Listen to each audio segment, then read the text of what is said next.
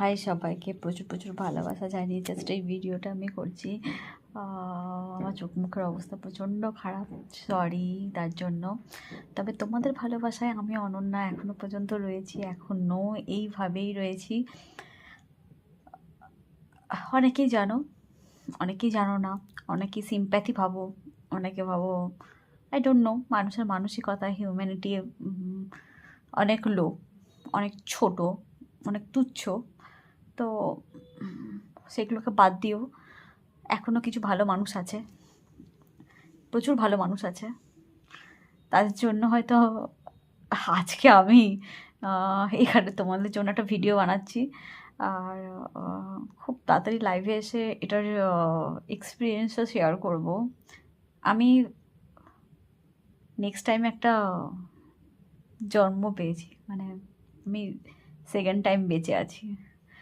Obviously তোমরা, মানে যারা আমাকে ভালোবাসো, তা না থাকলে পরে আমার এই জন্মটা হতো না, এটা সত্যি কথা। এর জন্য মানে তোমরা আছো, একদম ভগবানকে তো আমি ভুলতেই পারি না, ইউনিভার্সকে তো আমি ভুলতেই পারি না। ভগবান আর ইউনিভার্স না থাকলে পরে তো কিছুই হতো না। মানে তাদের পরে যদি কেউ কিছু থাকে, তারা আছো বলেই আজকে আমি ভিডিওটা করছি তোমাদের জন্য।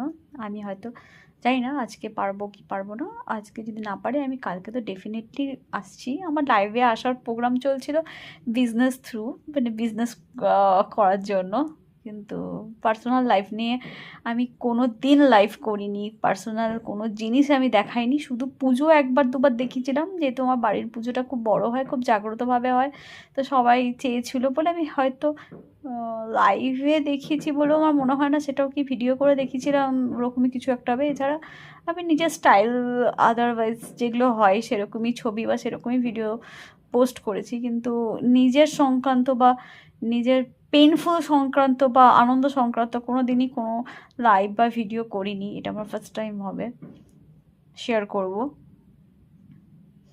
তবে তোমাদের অনন্যা এখনও আছে, মরে যায়নি। মানে আমি জানি না তোমাদের অনন্যার বলাটাও ঠিক হচ্ছে কি না, নাও হতে পারে হয়তো,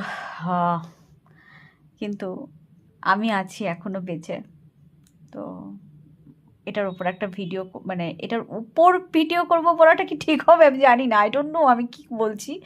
বাট এর যে এক্সপিরিয়েন্সটা আমি নিয়েছি না বেঁচে থাকার পেনটার উপর, সেটার আমি তো ডেফিনেটলি তোমাদের কাছে শেয়ার করব লাইভ, যে কি হয়, মানে মানুষ কতটা